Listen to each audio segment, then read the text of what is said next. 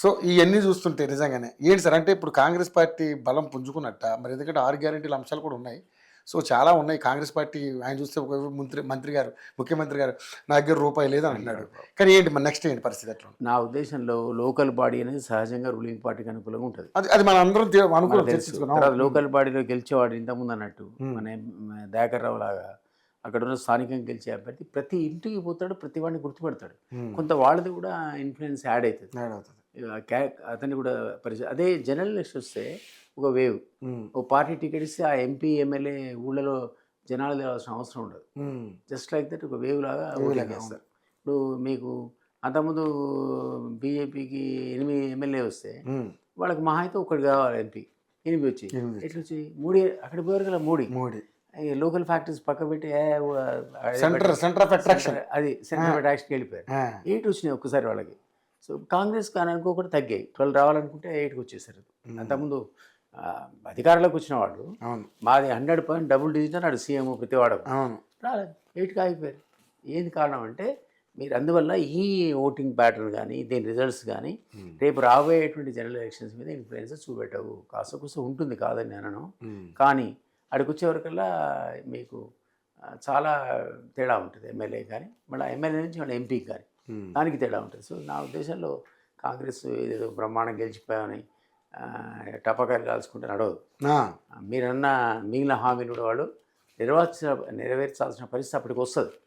అడుగుతారు, క్వశ్చన్ చేస్తారు, ఇచ్చావు అసలు ఈయన వాటి సంగతి ఏంటంటే ఓటర్ అని అది వేవ్ క్రియేట్ అయితే మళ్ళీ కాంగ్రెస్ ఖతం అయిపోతుంది. సో ఆయన మీరే అన్నట్టు ఆయన డబ్బులే ఉంటున్నాడు కదా. సరే లేదు ఈ 2 ఇయర్స్లో అని 2.5 ఇచ్చేస్తాడు, పుంజుకుంటారు, అదేం లేదు అనడానికి ఆయన చెప్తున్నాడు. 6 రూపాయలు లేదు కోసుకొని తినండి అంటున్నాడు ఆయన. ఆయన అలా అంటున్నాడు. ఉన్న మంత్రులందరూ నిలదీస్తుంటే ప్రజలు, మీకు బస్ ఫ్రీ వస్తుందా 1000 రూపాయలు, మీకు కరెంట్ వస్తుందా అక్కడ 1000, మీకు ఇస్తానని 2500 ఎట్లనే సెట్ అయిపోయిందని ఇట్లా కాకమ్మ లెక్కలు చెప్తున్నారు. లెక్క చెప్తారు. బట్ ఏదేమైనా హామీలే. అది ఇంప్లిమెంట్ కాకపోతే క్వశ్చన్ మార్క్ వస్తుంది. అసలు మంత్రులు కూడా అన్ఫార్చునేట్లీ ఒకటి మించి కూడా అవినీతి చేస్తున్నారు. ఇది టీఆర్ఎస్ అంటే మనం చూడలే. టీఆర్ఎస్ మనం ఏమనుకున్నాం, ఒక కుటుంబం కేసీఆర్, కేటీఆర్, హరీష్, కవిత ఉండేప్పుడు సంతోష్. ఈ 5గురే మనం ఏ పనున్నా వాడు దగ్గరికి పోవాల్సిందే, వేరే వాళ్ళతో వాళ్ళ తరం కాదు పనులు చేయడం అనుకున్నాం. మంత్రులు ఉత్సవ విగ్రహాలు అంతే, ఊరికేనే జస్ట్ ఉత్సవ విగ్రహాలు. మీరు మంచివాడు అది అడిగితే సంతకం పెట్టడానికే తప్ప దేనికి పనికి రాని పరిస్థితి ఉండే. వాళ్ళతో వాళ్ళు అవినీతి చేయడానికి కూడా గడగడలాడేవాడు. ఎందుకంటే అక్కడ ఈ 5 కోట్లు ఉండేది. ఇప్పుడు కాంగ్రెస్ ఊరికి 5 ఉన్నారు. ఎవరికి వాడండి బాబు. ఆ కార్పొరేటర్ కాంటాక్ట్ చేసేవాడు నాకు తెలిసిన ఇండస్ట్రియల్ జరిగిపోయి ఒక కార్పొరేటర్ అదే ఒకడే వాడు 20 lakhs అడిగాడట. ఒక ఇండస్ట్రీ అని 20 lakhs అడిగితే ఎన్ని ఇండస్ట్రీలు ఉన్నాయి. మరి ఎమ్మెల్యే ఎంతమంది కలెక్ట్ చేస్తున్నాడు, ఇది మనం ఎక్స్పెక్ట్ చేస్తామా? ఒక్కడే 20 lakhs ఎందుకు పడేది అసలు? 20 lakhs వాడికి ఉన్న 500 ఓట్లకి వీడొక్కడే 20 ఇస్తే మరి ఎంతమంది మీద పడ్డాడు వీడు? ఆ వాతావరణం ఎంటైర్ తెలంగాణలో అందరు పడ్డారు, మీద పడి పీక్కు తింటున్నారు. ఘోరం అసలు. ఎవరికి అవకాశం తొక్కిపారాడు. ఆ ఇండస్ట్రీ దానికి వచ్చాడు, సరే ఇది నా పరిస్థితి అంటే. ఎప్పుడు అంతమంది పొలిటికల్ పార్టీలు అంటే 1,00,000 2 లక్షలు ఇచ్చేవాడు. వీడు 20 lakhs అడిగితే వాడికి చెమటలు పట్టి వచ్చాడు. అది చెప్తున్నా, ఈ విధమైనటువంటి ఎక్స్పెక్ట్ చేయలేము మనం. ఇంత అవినీతి ఇచ్చలేడు. లాజర్స్ ఫేర్ అంటారు ఇటాలియన్ సామెత. ఎవడికి ఇష్టం వచ్చింది వాడే మనం అనుకున్నాం కదా. అట్లా లాజర్స్ ఫేర్ అట్లా యథేచ్ఛగా దోపిడీ జరుగుతుంది. ఇది మనం అనుకున్నది ఒక ఉద్యమకారుడిగా మేము అనుకున్నది కాదు. కేసీఆర్ తీయకపోతే మళ్ళీ కనీసం ఉద్యమ ఆకాంక్ష నెరవేరుతాయని అనుకుంటే మేము అంతకంటే ఘోరంగా అయిపోయింది. మళ్ళీ ఒక ఉద్యమం రావాల్సిన పరిస్థితి పడుతుంది. అది ఏమన్నా పద్ధతి కావచ్చు, ఎట్లా వస్తారు నిరుద్యోగులు చేస్తూనే ఉన్నారు. నిరుద్యోగులు ఏం పాపడి ఉన్న గవర్నమెంట్ ఉద్యోగాలు మొత్తానికి ఇచ్చాడు అనుకుందాం. ఇప్పుడు 34,000 కంటే మించి వెళ్ళదు, 60,000 ఇచ్చాడు అనుకుందాం. పాతోడు 60,000, ఈ కొత్తోడు 60,000 ఇస్తే 28 లక్షల మంది రిజిస్టర్డ్ అని ఎంప్లాయీస్ ఉన్నారండి. ఈ 28 lakhs ఏం చేయాలి వాడు? ఇద్దరు కలిసి ఈయన 2 lakhs ఇస్తే కూడా 26 మిగిలిపోతారు. వాడికి ఏం చేసామని క్వశ్చన్ కదా. ఉపాధి క్రియేట్ చేసావా, లేదా ప్రైవేట్ కంపెనీలో జాబ్ కానీ స్కిల్ ఇప్పించావా, లేదా నువ్వు వీడే పరిశ్రమ పెట్టుకోవడానికి ఏమన్నా వాడికి లోన్స్ ఇచ్చి కొత్త కంపెనీలు పెట్టావా? వైట్ పేపర్ ఇవ్వాలి. 2.5 years అయిపోయింది. దావస్ లెక్కలు కూడా చెప్పాలి కదా. కానీ 2 సార్లు 3 సార్లు పోయేస్తాయి. ఏం చేసావు?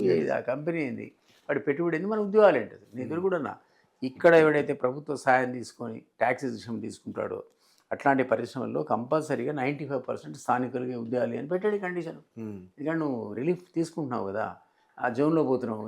కొన్ని జోన్స్ ఉన్నాయి మనకు, ఇండస్ట్రియల్ జోన్స్ ఏమంటారు అండి, industrial corridors zones, SEZs, special economic zones. అక్కడ ట్యాక్స్ ఉండవు, ట్యాక్స్ రిలీఫ్ ఫర్ 5 years ఉంది. ఈవేడు కొత్త కంపెనీ పెట్టేవాడికి ఆ రిలీఫ్ వస్తుంది. ఎందుకు ఎంకరేజ్ చేయడానికి?